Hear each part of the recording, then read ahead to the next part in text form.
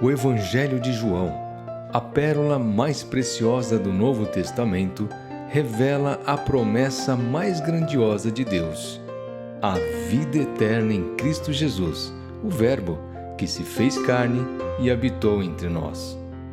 Em suas páginas, somos convidados a um banquete espiritual, onde a água se transforma em vinho, os cegos enxergam, os mortos ressuscitam e a luz dissipa as trevas. Através dos 7 sinais milagrosos, João nos revela a divindade de Jesus, o Messias prometido. Mas João vai além dos milagres. Ele nos leva ao coração do Evangelho, revelando o amor incondicional de Deus, que entregou o seu único Filho para que todo aquele que nele crê não pereça, mas tenha a vida eterna. Somos chamados a amá-lo e a guardar seus mandamentos, a fim de experimentarmos a verdadeira alegria e a paz que o mundo não pode dar. Em Cristo, a vida eterna. Uma jornada profunda pelo Evangelho de João.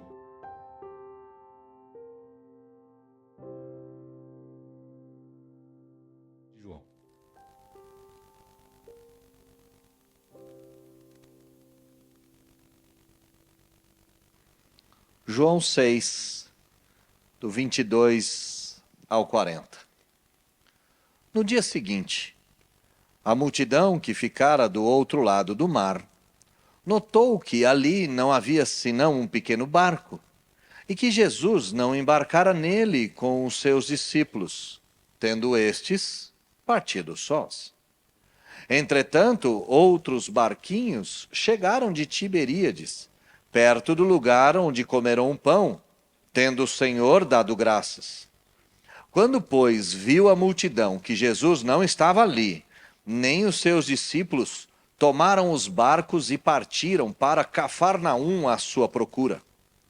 E tendo-o encontrado no outro lado do mar, lhe perguntaram: Mestre, quando chegaste aqui? Respondeu-lhe Jesus: em verdade vos digo, vós me procurais não porque vistes sinais, mas porque comestes dos pães e vos fartastes. Trabalhai não pela comida que perece, mas pela que subsiste para a vida eterna, a qual o Filho do Homem vos dará, porque Deus, o Pai, confirmou com o seu selo. Dirigiram-se, pois, a ele, perguntando: que faremos para realizar as obras de Deus?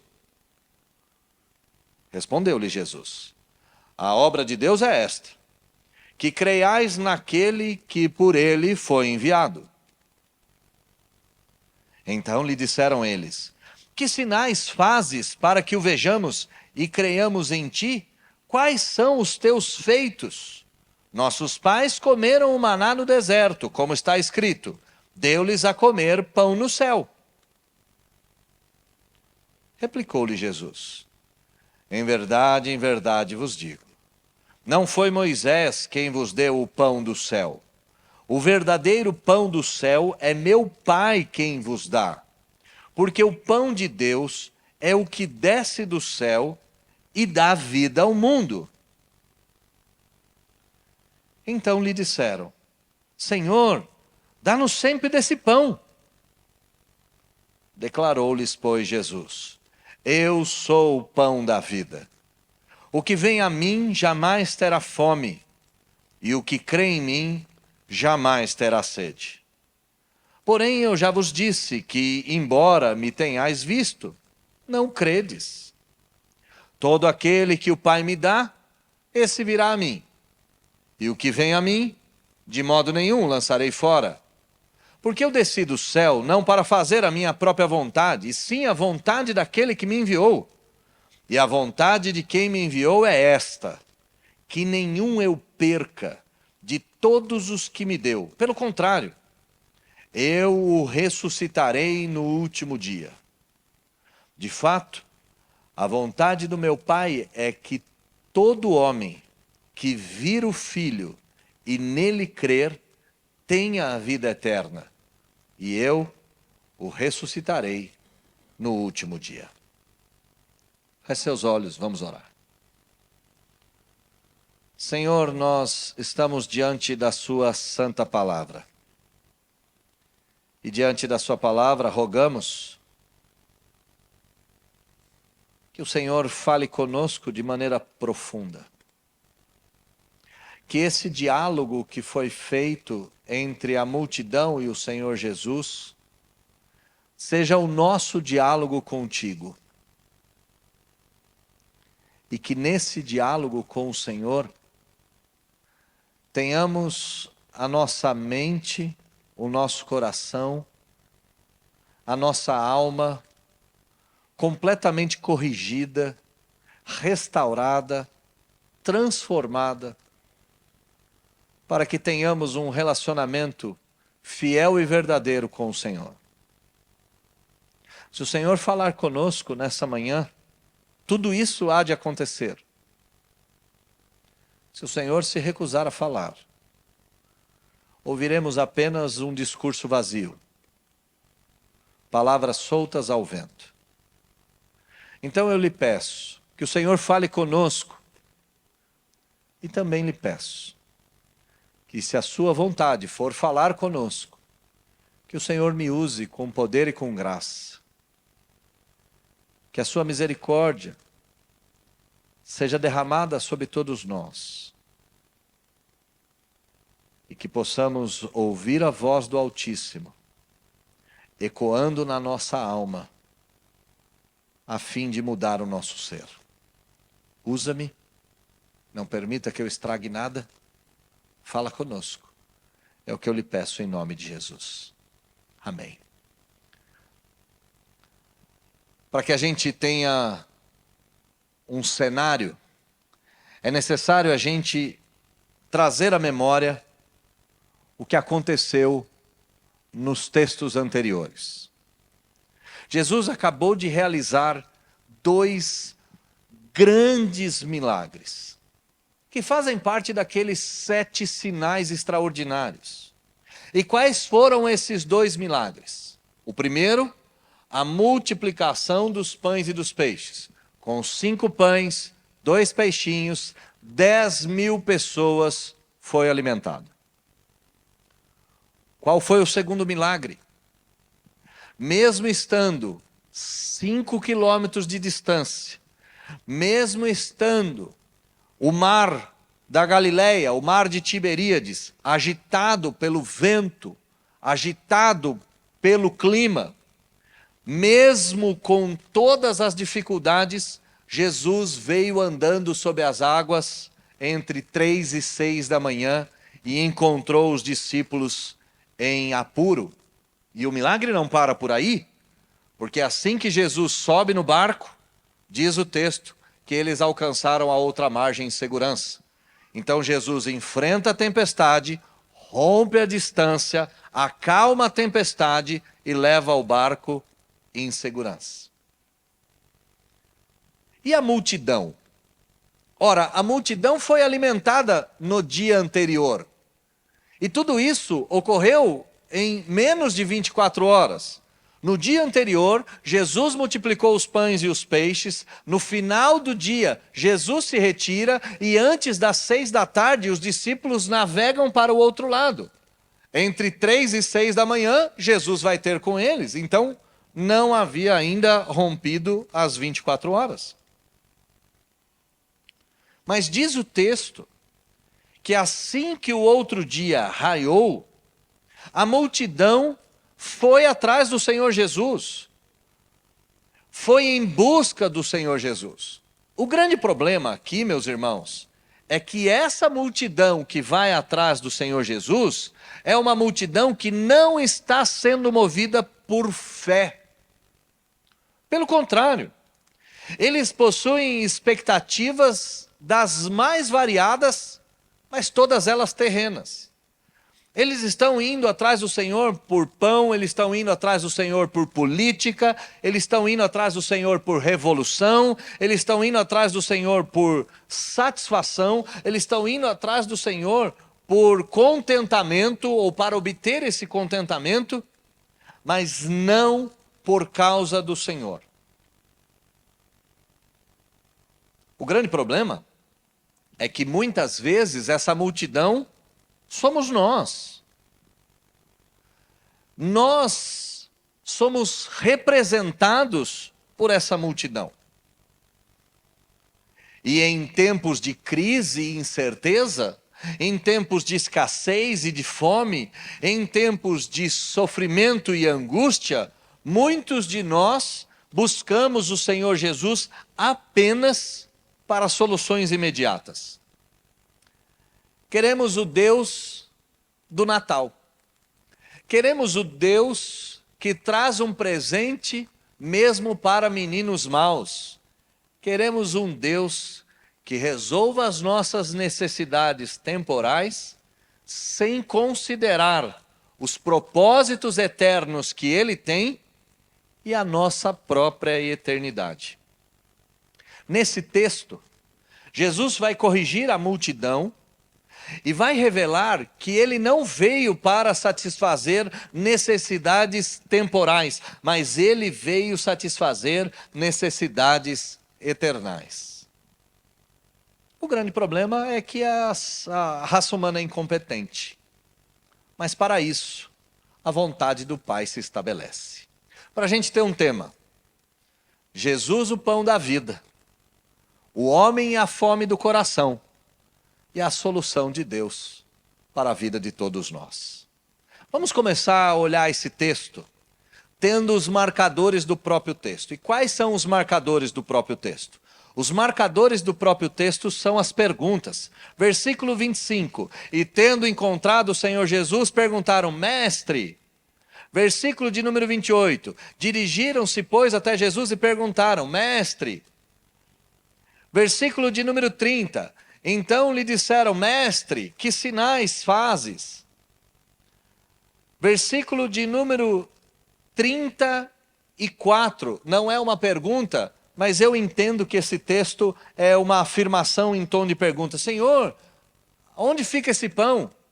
E nos dá logo dele. É mais ou menos assim que isso se dá. Então o texto é dividido pelas perguntas. E nós vamos caminhar nesse texto por meio dessas perguntas. E o nosso grande desejo é que as respostas de Jesus sejam as respostas para a gente. Que a gente ouça essas respostas e elas façam sentido para nós. Então vamos lá. Como é que começa a história? No dia seguinte, no raiar do dia, a multidão que ficara do outro lado do mar notou que ali havia, senão um pequeno barco. Mas a multidão também percebeu que os discípulos tinham ido sozinhos. Olha o que diz o texto. E que Jesus não embarcara naquele barco com os discípulos. Os discípulos partiram sozinhos. A multidão vai olhar e vai ver um barco na beira do lago da Galileia. Um barquinho ficou lá. Mas a multidão vai se lembrar que os discípulos partiram sozinhos. Os discípulos haviam partido sem que Jesus estivesse no barco. Lembra-se do texto, Jesus estava orando. Jesus não vai com os discípulos vão só. E a multidão olha para aquela cena e não consegue ter uma resposta dela. Bom, Jesus não foi com os discípulos, o barco está aqui. Onde ele está? Aonde Jesus se encontra? Nesse interregno, no versículo de número 23, diz que outros barquinhos chegaram de Tiberíades, perto daquele local onde Jesus tinha multiplicado os pães e os peixes. Uma outra multidão está chegando, está indo para o local da alimentação, da multiplicação dos pães. Os crentes, os discípulos, haviam atravessado o mar. A multidão está na beira da praia. Outros barcos começam a chegar. E no versículo de número 24, a conclusão de toda aquela multidão é que Jesus não estava ali, nem os discípulos. Logo, eles voltaram para Cafarnaum. E aqui um ponto importante. Cafarnaum foi o centro das operações de Jesus em todo o Novo Testamento. Jesus partia de Cafarnaum e voltava para Cafarnaum. Cafarnaum fica do outro lado do Mar da Galileia, 21 quilômetros de distância, na outra ponta. A multidão foi procurar Jesus, outras pessoas vieram de outros lugares para procurar o Senhor Jesus. O barco estava ali, mas Jesus não estava. Então a conclusão da multidão é, de alguma forma ele partiu para o outro lado. Versículo 24, tomaram os barcos e partiram para Cafarnaum à sua procura. Então aqui a conclusão da multidão é que ele foi para o outro lado de alguma outra forma. A multidão nem sequer cogitou o fato de Jesus ter ido para o outro lado caminhando sobre as águas. É claro, essa não era uma hipótese, essa não era uma possibilidade para a multidão. Talvez ele caminhou esses 21 quilômetros, né, que são muito mais, porque você vai ter que margear. Talvez ele tomou outra embarcação, talvez ele tenha ido a pé. Enfim, o que nós sabemos é que ele não está aqui. E provavelmente ele está do outro lado. E eles estavam certos. Versículo 25 diz que assim que eles chegaram do outro lado, eles deram de cara com Jesus. Mas note, do versículo de número 22 até o versículo de número 25, algumas horas se passaram. A gente olha para o texto achando que tudo é correndinho, né? Não, algumas horas se passaram. A multidão chegou até os barcos, desembarca, desce, volta, procura Jesus aqui, acolá, não sabe onde que ele está, debate, onde será que ele está? O barco está aqui, ele não está aqui, talvez esteja do outro lado, então vamos! E aí tem todo o período da navegação. Versículo 25, então eles foram coroados, encontraram o Senhor Jesus, e começa aquela sessão longa de perguntas e respostas. E eles vão perguntar, mestre, quando chegaste aqui? Em outra forma, a pergunta é, em outro sentido, é: como o Senhor chegou? Mestre, tem um barco lá. O Senhor está aqui. Aquele barco não foi o meio pelo qual o Senhor chegou. Quando o Senhor chegou? Como o Senhor chegou? Como isso se deu? A multidão é curiosa. A multidão está ansiosa para que a sua curiosidade seja satisfeita. E o versículo de número 26 parece uma conversa de louco, porque Jesus vai responder: em verdade vos digo, vós me procurais, não porque vistes sinais, mas porque comeste dos pães e vos fartastes. Trabalhai não pela comida que perece, mas pela que subsiste para a vida eterna, a qual o Filho do Homem vos dará, porque Deus o Pai o confirmou com seu selo.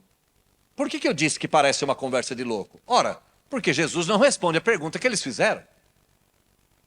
A pergunta é: mestre, quando o Senhor chegou? Mestre, como o Senhor chegou? Mestre, nos explica como isso se deu. Mas a resposta de Jesus não está ancorada na curiosidade dos homens. E aqui, meus irmãos, nós devemos parar e olhar um pouco para nós.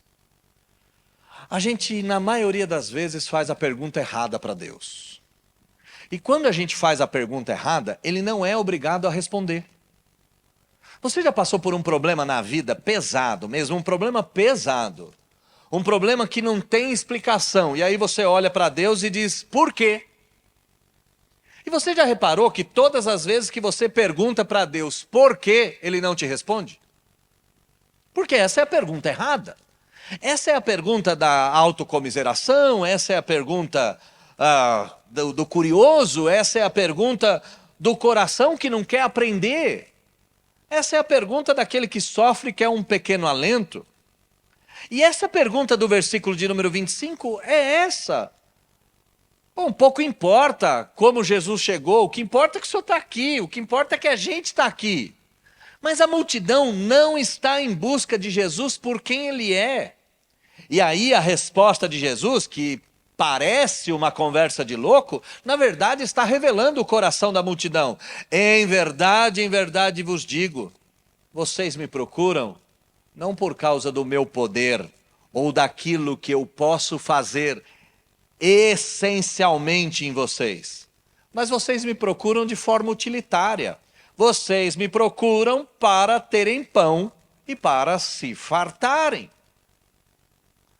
Vocês não fizeram essa travessia por mim. Vocês também não fizeram essa travessia por vocês.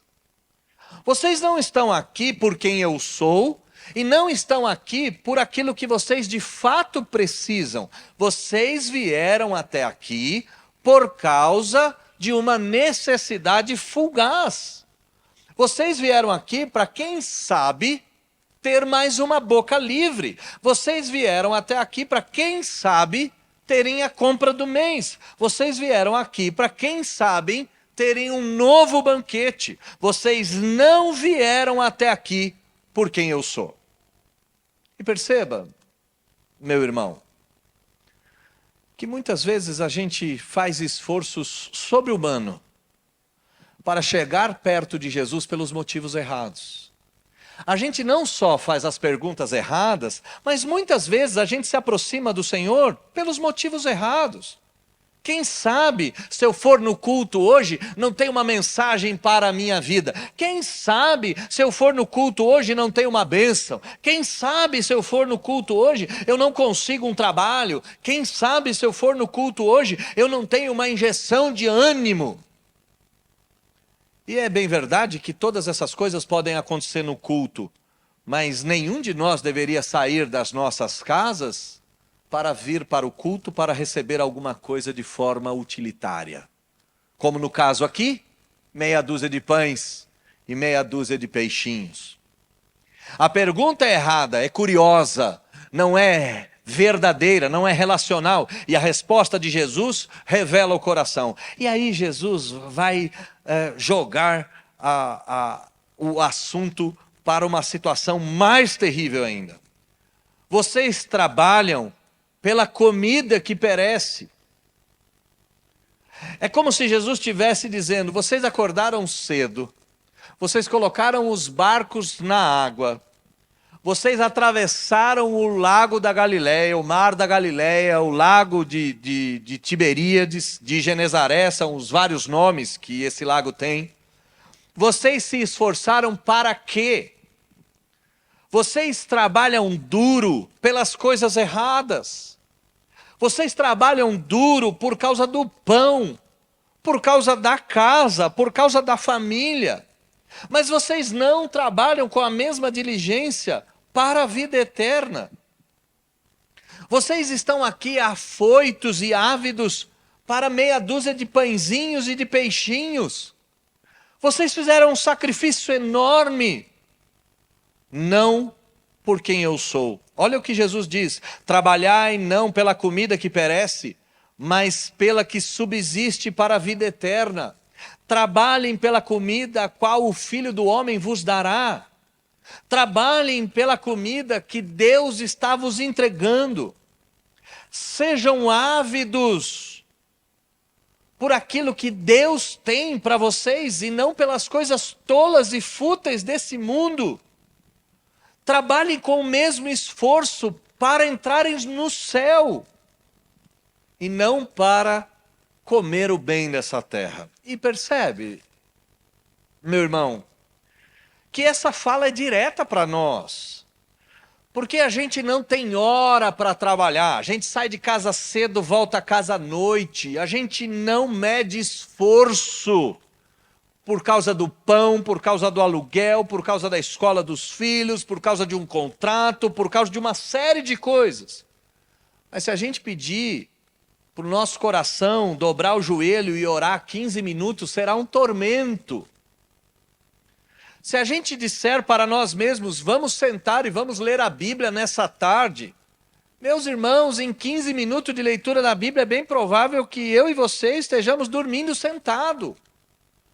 Mas se o chefe mandar entrar mais cedo, sair mais tarde, ou se eu imaginar que se eu fizer um pouco mais de hora extra eu vou ter uma grana a mais, nada me para.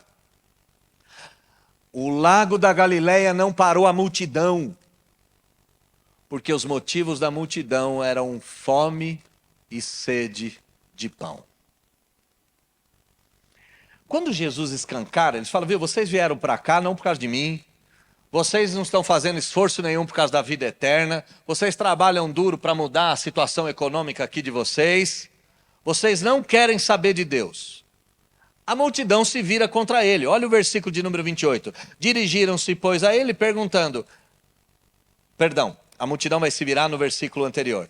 Dirigiram-se, pois, a ele perguntando: que faremos para realizar as obras de Deus? Eles entenderam o que Jesus está dizendo aqui. Eles compreenderam que Jesus está dizendo: vocês trabalham forte e arduamente por causa do pão desse mundo, mas não trabalham forte e arduamente por causa do pão de Deus, ou por causa do pão do céu, ou por causa da vontade de Deus e da bênção de Deus. Então a pergunta deles é: então tá bom, o que a gente precisa fazer para realizar a obra de Deus? Então fala aí, Jesus, me diz qual é o sacrifício que eu tenho que fazer. Me fale quantas horas eu tenho que ficar de joelho, me fale quantas peregrinações eu tenho que fazer, me fale quantas rezas eu tenho que rezar. Diga aí, que tipo de sacrifício eu tenho que realizar para fazer as obras de Deus? Diga, Jesus, fala para mim a lista. E a resposta de Jesus é muito simples. A resposta de Jesus é: a obra de Deus é esta: creiam em mim. Uau! A multidão está atrás de Jesus por causa do pão. A multidão está se relacionando com Deus por causa daquilo que Deus tem para dar. A multidão está se relacionando com o mestre porque o mestre vai trazer algum benefício para eles. A multidão queria fazer de Jesus rei, ia resolver os problemas econômicos de Jerusalém e da Judéia. Quando a multidão faz esse sacrifício pelos benefícios próprios, pelos motivos próprios, Jesus diz: vocês estão trabalhando do jeito errado e pelas coisas erradas. Então a multidão diz: dá a lista, diga o que nós temos que fazer. E a resposta é muito simples: o que vocês têm que fazer é crer em Jesus, ou crer em mim, para que vocês tenham a relação com Deus, para que vocês tenham a vida eterna, para que vocês tenham o bem dessa terra, para que vocês tenham a alegria perpétua. Creiam em mim. E talvez aqui você olhe para a própria vida e diga: pastor, eu até entendi que a primeira parte tinha a ver comigo, mas a segunda não, porque eu creio em Deus. Crê mesmo? Se você crê em Deus, por que você está tão preocupado com o seu final do ano? Se você crê em Deus, por que você está tão nervoso com os problemas que você passou? Se você crê em Deus, por que você está nessa depressão profunda porque as coisas deram errado? Se você crê em Deus, por que você não está quieto e aquietado e abrandado aos pés do Senhor? A crença em Deus é um ato de confiança de que ao lado de Jesus é o melhor lugar, mesmo se não houver pão. A crença em Deus é a atitude que nos faz estar perto de Deus independente da ocasião, e não como algozes, não como curiosos, não como aqueles que apontam o dedo para Deus. Eu mandei uma mensagem para a Luana, um memezinho da internet, que mostra um ator que as coisas dão errado e ele sempre dá um joia assim, né? E na mensagem tá: como é que foi o meu 2024? Então tem chama saindo assim, aí o cara tá todo sujo e ele faz assim. Aí o carro capota, ele põe o braço para fora e faz assim. Aí ele está no hospital com uma máscara, ele faz assim. Aí ele está todo arrasado, ele faz assim. E eu falei para a Luana: olha, parece o nosso 2024. Graças a Deus está acabando. Mas perceba que muitos momentos do meu 2024, eu trabalhei arduamente para gerar as soluções dos meus problemas.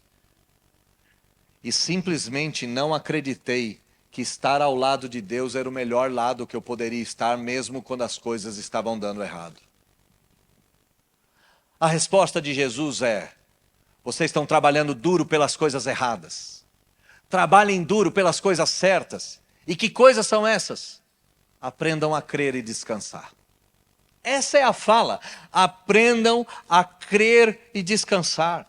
Creiam que Jesus foi enviado por Deus para nos dar a vida eterna. Creiam que Jesus é a solução de Deus para o inferno. Creiam que Jesus é a solução de Deus para o nosso desassossego. E creiam que com Jesus até uma masmorra vira um palácio. Mas sem Jesus, um palácio se transforma num chiqueiro. Quando Jesus vai dizer isso e vai tirar do controle da multidão qualquer ato de fé, a multidão se volta para o Senhor Jesus. Então eles disseram: que sinal você tem aí para que eu possa crer?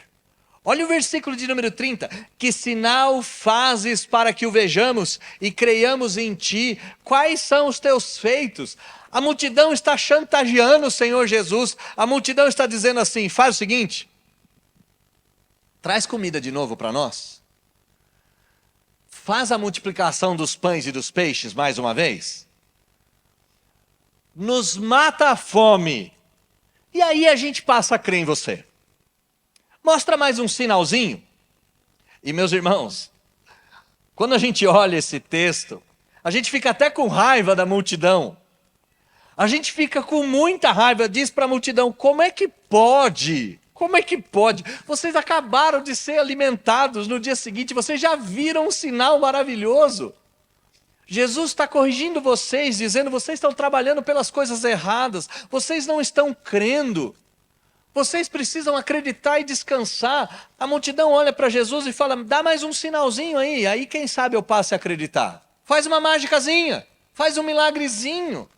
E eles vão justificar isso até de forma religiosa. Olha a quantidade do texto. Nossos pais comeram o maná no deserto, como está escrito: deu-lhes de comer o pão do céu. Pois é, os nossos pais receberam comida diária. É isso que eles estão dizendo. Nossos pais tinham comida e codorniz todos os dias. Faz mais um sinal e eu creio.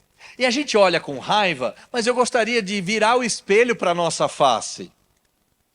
A gente trabalha duro para ter as coisas. Se relaciona com Jesus de forma utilitária. A gente chega perto dele quando a gente precisa de alguma bênção. Jesus vem dar uma paulada na gente e fala assim: viu, o que você precisa é acreditar em mim e descansar. E aí o que a gente faz? A gente olha para ele e fala: eu vou acreditar no Senhor. Me dá uma forcinha aqui. Eu vou passar a acreditar no Senhor, mas abre aquela porta. Eu vou passar a acreditar no Senhor, mas realiza o meu desejo. Eu vou passar a acreditar no Senhor, sim, mas, Senhor, faz eu fechar aquele contrato.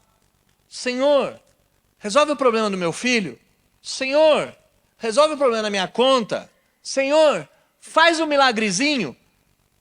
Joga uma bencinha para mim, aí eu acredito em você. Meus irmãos, quando a gente coloca Jesus contra a parede, dizendo: se você não fizer eu não creio, a gente se coloca na mesma posição da multidão. A gente está dizendo para Jesus: eu vou acreditar em você só na hora que você der o que eu quero. Eu disse no começo que a gente faz de Jesus o Deus do Natal, né? O Deus do Papai Noel, né? O Deus do presente, né? Eu acho que é pior. Às vezes a gente faz de Jesus o gênio da lâmpada. E a gente olha para ele e fala assim: eu vou fazer o desejo, você trate de cumprir, e aí eu trato você bem. Eu tenho uma relação com você de amizade. Caso contrário, não. A multidão diz: faz mais um sinal. Mostra os teus feitos. E para que você não se esqueça, quais foram os feitos de Jesus? Ele transformou a água em vinho, no Evangelho de João. Ele curou o filho do oficial, que estava à beira da morte. Ele levantou o paralítico, 38 anos, jazia no mesmo lugar. Ele multiplicou 5 pães e 2 peixinhos para alimentar 10.000 pessoas. Ele atravessou o lago da Galileia a pé, andando sobre as águas. Que mais sinais a gente precisa nesse texto? Ou perguntando para a multidão: quais sinais vocês ainda precisam? E a resposta de Jesus vai ser cabal. Em verdade vos digo. E note, todas as respostas de Jesus caminham por essa construção. Ouçam que o que eu estou falando é extremamente sério. Por isso que ele diz em verdade, é verdade verdadeira. É conversa séria, não é conversa mole. Isso aqui é verdade mesmo. Em verdade vos digo, não foi Moisés quem vos deu o pão do céu. O verdadeiro pão do céu é meu Pai quem vos dá. Porque o pão de Deus é o que desce do céu e dá vida ao mundo. Jesus está se apresentando para eles. Que sinal vos fazes? Sinal? Olha o que Deus vos deu. Moisés não deu o pão do céu, quem deu o pão do céu foi Deus. E Deus acabou de trazer para vocês mais uma vez o pão da vida. Eu sou o pão da vida, é isso que Jesus está dizendo nas entrelinhas.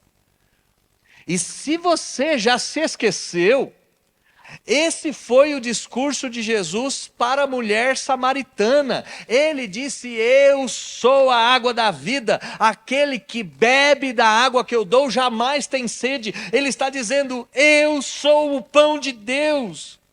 Que sinal vocês querem? Vocês querem o maná? Uma substância desconhecida caindo do céu? Vocês querem milagres? O maior milagre está aqui. A multidão atravessa o lago para achar Jesus. Acha Jesus e quer comida. Jesus olha para a multidão e diz: vocês estão trabalhando pelas coisas erradas. A multidão diz: então como é que a gente trabalha para Deus? Jesus diz: creiam em Deus. A multidão diz: faz um sinal. Jesus diz: o sinal já está aqui. O grande sinal de Deus para a sua vida não é o contrato fechar. Não é o seu filho passar aí na igreja. Não é o seu casamento melhorar. Não é sua saúde restaurar. O grande sinal de Deus não tem nada a ver com as coisas desse mundo. Você tem um filho ou você não tem. Você tem a conta gorda ou você não tem. O grande sinal de Deus para a sua vida, para a minha vida, para a nossa vida, é Jesus. E a multidão parece que entende que Deus tem algo maior para dar. Então eles fazem a última pergunta, mas aqui uma pergunta em formato de afirmação, né? Aqui deveria ter ponto de exclamação e interrogação. Então lhe disseram: Senhor, dá-nos desse pão. Senhor, aonde está esse pão? A multidão ainda tem na cabeça os 5 pães e os 2 peixinhos, tá? A multidão ainda tem na cabeça um pãozinho ali para ser fatiado. A multidão ainda tem na cabeça o maná. A multidão ainda tem na cabeça as coisas desse mundo. Então Jesus vai explicitar e vai dizer: eu sou o pão da vida. Pronto, querem saber do pão? Eu sou o pão da vida. É isso, o que vem a mim jamais terá fome. O que crê em mim jamais terá sede. Querem o pão? Eis aqui o pão. Eis aqui o pão. Eis aqui a água. Eis aqui o vinho. Eis aqui a satisfação. Eis aqui a solução. Eis aqui o fim dos seus dilemas. Eis aqui o fim das vossas angústias. Eu sou o pão da vida. E quando Jesus vai dizer eu sou, os judeus entendiam claramente, porque só Deus é. Nenhum judeu conjugaria o verbo ser dessa forma. Não poderia ser conjugado na primeira pessoa. Eu sou, não poderia ser dito assim. Isso seria uma blasfêmia. Jesus já disse várias vezes: eu sou. E quando ele olha para essas pessoas, ele diz: eu sou. Ele está remetendo elas para Moisés. Ele está remetendo elas para a sarça ardendo. Aquele dia Moisés perguntou: em nome de quem direi eu aos filhos de Israel? E a resposta do Senhor para Moisés foi: diga ao povo que o eu sou me enviou a vós. Eu sou. Ele diz: eu sou esse pão. Eu sou o pão da vida. O que vem a mim jamais terá fome. O que crê em mim jamais terá sede. Ele não disse: o que vem a mim não terá mais problemas. Ele não disse, o que crê em mim não terá dificuldades. Jamais Jesus prometeu isso. Mas ele falou, mesmo em meio às dificuldades, eu vos saciarei. Mesmo em meio à garganta ressequida, eu vos darei a água. Dessedentarei. Eu matarei a vossa sede. A multidão está desesperada para ter os problemas dessa terra resolvidos. Sabe, meus irmãos, e eu também, e você também. Nós estamos desesperados para ter a solução dos nossos problemas, para ter a solução da nossa saúde. Nós estamos desesperados para ter a solução das coisas aqui e agora.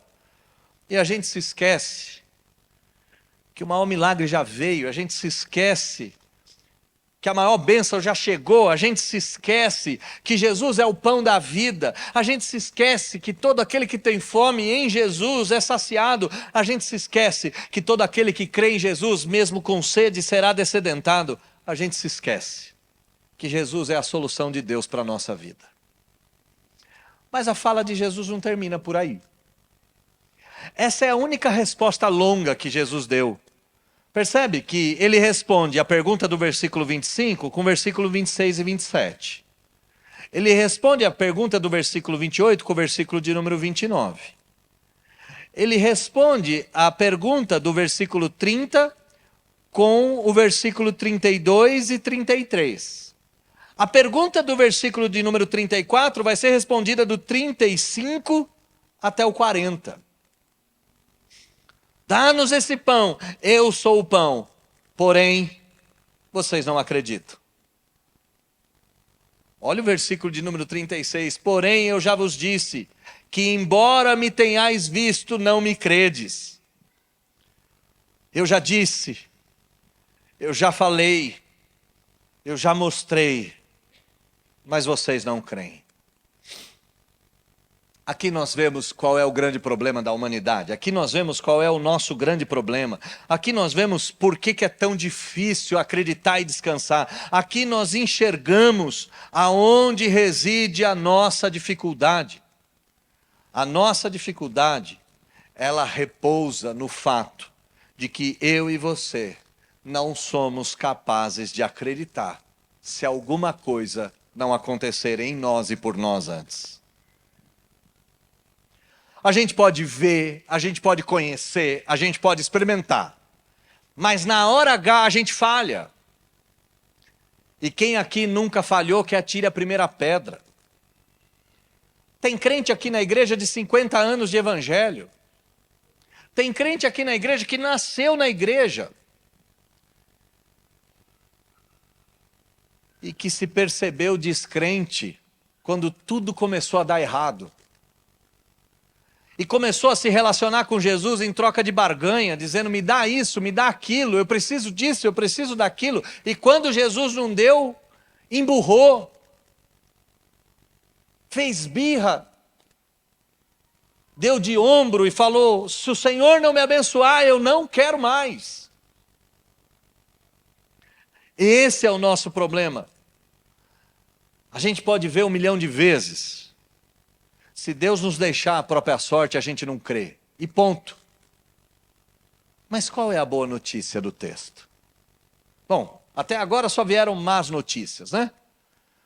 Nós percebemos que a multidão e nós somos muito parecidos, que a gente faz esforço danado por causa das coisas desse mundo, e a gente se relaciona com Jesus por causa daquilo que ele tem para dar, e quando Jesus corrige a nossa vida, a gente vira as costas para ele e fica bravo.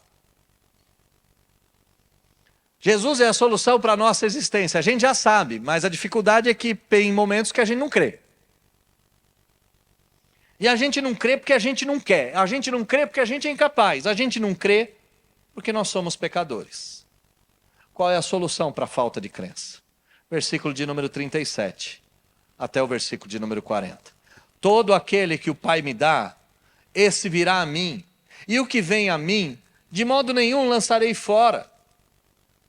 Eu desci do céu não para fazer a vontade a minha própria vontade, mas eu desci do céu para fazer a vontade do Pai que me enviou. E a vontade do Pai que me enviou é esta, que eu não perca nenhum de todos os que me deu. Aqui está a boa notícia. Porque eu e você, muitas vezes, não vamos crer. Porque eu e você, muitas vezes, vamos nos relacionar com Jesus por causa daquilo que Ele pode dar. Eu e você vamos nos relacionar com Deus por causa dos anéis dele e não por causa do trono. Sim, eu e você vamos fracassar. Mas onde está a boa notícia? A boa notícia é que em algum momento, de alguma forma, em algum local, eu e você chegamos perto de Deus e nos lançamos aos pés do Senhor. A boa notícia é que a vontade de Deus é que Jesus não perca nenhum daqueles que ele já recebeu.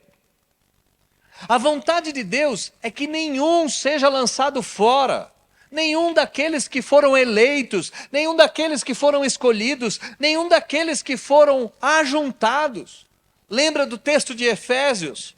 Ele nos predestinou para Ele, nos escolheu antes da fundação do mundo para nos relacionarmos com Ele. E essa é a grande notícia que esse texto tem para nos dar. Que não é a nossa falta de crença, ou o nosso sobrar de fé. Nenhum nem outro nos habilita para uma relação com Deus plena e perfeita. A nossa fome do coração é tamanha, e ela foi gerada por causa do pecado, e ela destruiu tudo que nós temos de tal forma, que nós somos incompetentes para nos relacionar com Deus de forma perfeita em todo o tempo. Pensa nos discípulos. Marcos vai dizer que os discípulos não entenderam o milagre da multiplicação dos peixes, que os discípulos não entenderam a vinda de Jesus andando sobre as águas. Nem os mais próximos compreenderam, o que dirá eu e você. Mas a incompetência do homem é saciada na eleição de Deus. Todo aquele que o Pai me dá, esse jamais será lançado fora. E o versículo 40 encerra a nossa história dizendo, de fato, a vontade do meu Pai é que todo homem que vira o Filho e nele crê, tenha a vida eterna e seja ressuscitado no último dia. Sabe, meus irmãos, a gente tem vivido e visto muita coisa ao lado de Deus. Muitos milagres, muitos milagres. Sua vida é um milagre, sua história é um milagre. Você está aqui é um milagre. Você permanecer crente a Deus é um milagre. Se você for pontuar, a tua vida é um milagre enorme. Não é a falta de milagre, é a falta de fé. A gente se perde em meio às dificuldades da vida, não é porque nos faltam provas, nos sobram provas. A gente se perde porque em algum momento o nosso pecado vai falar mais alto, porque em algum momento a gente vai se perder, porque em algum momento a gente vai chantagear a Deus, porque em algum momento a gente vai fazer a pergunta errada, porque em algum momento a gente vai trabalhar pelas coisas erradas, porque em algum momento a gente vai virar as costas para Ele. A gente não se perde porque nos faltam provas, a gente se perde porque é pecador.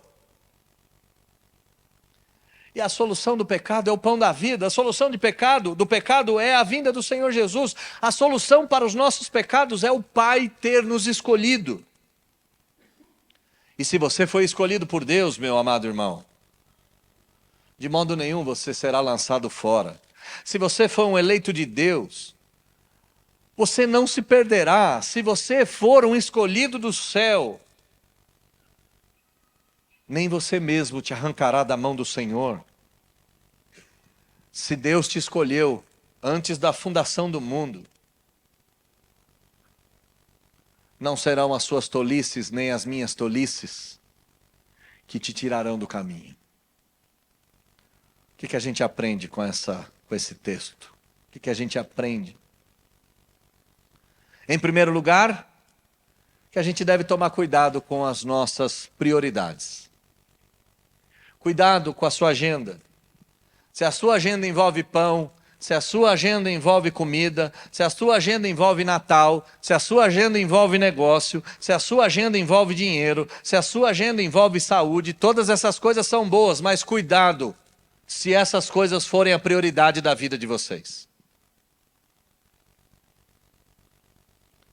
Reveja as prioridades. Está chegando o final do ano, reveja as prioridades, reveja onde estava o seu coração. Talvez você perceba que você trabalha demais pelas coisas que não valem nada e trabalha de menos pelas coisas que são as mais importantes. Em segundo lugar, Jesus nos desafia a crer nele. Sim, crer de verdade. Crer quando dá tudo errado. Crer quando a gente vai para o hospital. Crer quando o emprego vai embora. Crer quando somos processados. Crer quando somos expostos. Crer. Sim. Creia. Creia. Acredita que Jesus é a solução para a sua vida, acredita que tudo isso vai passar, acredita que você não precisa de milagre, acredita que basta o Senhor estar do seu lado, acredita nisso. Acredita nisso. E acredita também que Deus não quer de você perfeição. Que quando você falhar, que quando você não conseguir crer, quando você não conseguir fazer o certo, sabendo o que é fazer o certo, quando você perceber que você não conseguiu, que você não creu, que você deu as costas, que você mentiu, que você falhou, que você chantageou, que você agiu com Deus e pôs o dedo na cara de Deus, quando você se perceber fazendo isso, creia que ainda não é o fim. Porque de modo nenhum os que o Pai deu serão lançados fora. Deus nunca te pediu perfeição. Deus te pediu arrependimento e fé. Deus nunca te pediu que você não falhasse. Aliás, Ele disse que sabia que você ia falhar. A maior riqueza que Deus poderia nos dar, Ele já deu. Que é Jesus Cristo. E se porventura, na sua relação com Ele, você vier a fracassar, lembre-se que a vontade do Pai é esta: que nenhum que Ele deu a Jesus seja perdido. Pelo contrário, que todos sejam salvos no último dia e tenham a vida eterna. Feliz Natal a vocês nesse início de dezembro. E não se esqueçam que o maior presente de Natal não é a restauração da sua saúde, não é a gravidez esperada, não é o fechamento do negócio, não é a viagem dos sonhos, não é a conta bancária. O maior presente de Natal, e que você deve trabalhar para ter Jesus do seu lado nesse final de ano, ter Jesus do seu lado no ano que vai entrar. Se Jesus estiver do seu lado, saiba que você não vai ter fome, não vai ter sede. E mesmo se errar, de modo nenhum será lançado fora. Deus abençoe vocês. Feche seus olhos, vamos encerrar o culto. Senhor, a multidão é tão parecida com a gente, e a gente faz das tripas coração para ter coisa que não vale nada. Uma vontade saciada, um projeto, um sonho, um prato de pão, prato de comida, um pedaço de pão, o carro, a viagem, o trabalho, o emprego, o cargo. E a gente chega perto de Jesus por causa dessas coisas. E a gente diz: Jesus, como é que o senhor chegou até aqui? Jesus, é o seguinte, eu estou com fome. Jesus, é o seguinte, eu preciso disso. Jesus, é o seguinte, eu preciso daquilo. Jesus, eu estou doente. Jesus, eu tenho isso, eu tenho aquilo outro.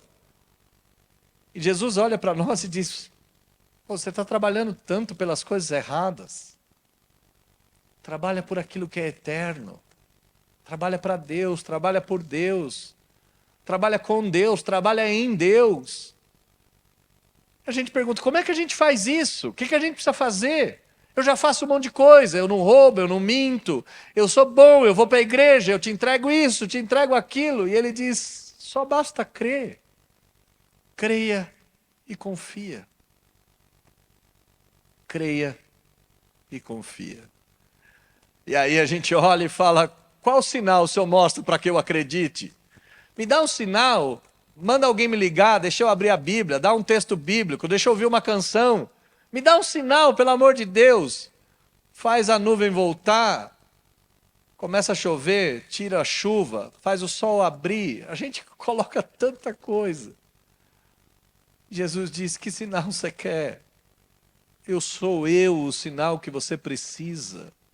Eu sou o pão, eu sou a água, eu sou o amor, eu sou a fé, eu sou a solução, eu sou a porta.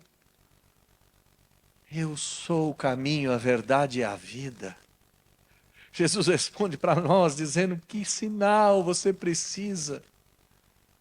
Você já tem tudo que é necessário, só creia. O problema é que a gente não crê. E a gente não crê porque a gente é pecador. E então o Senhor soluciona esse problema também. E diz, todo aquele que vem a mim, eu não lançarei fora. E hoje, Senhor, nós queremos ir ao Senhor mais uma vez.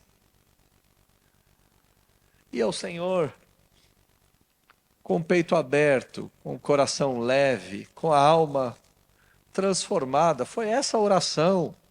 Corrige a nossa mente, corrige o nosso coração, mata a fome do nosso coração. E não nos deixe sair daqui pensando que é o fim.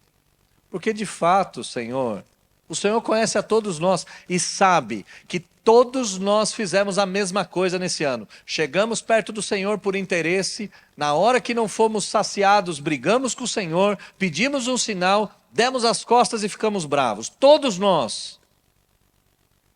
Mas não nos deixe sair daqui com a sensação de que acabou. Pelo contrário. Que a gente saia daqui certo, cônscio, convicto, de que nenhum daqueles que o Pai deu a Jesus será lançado fora. Que a gente saia daqui convicto, que nós fomos lavados e remidos pelo sangue do Senhor Jesus, que a gente foi comprado por alto preço, que a salvação nos foi entregue por Deus antes da fundação do mundo. Nós fomos escolhidos, predestinados, eleitos, salvos. E mesmo se falharmos, para nós não será o fim. Porque de modo nenhum seremos lançados fora.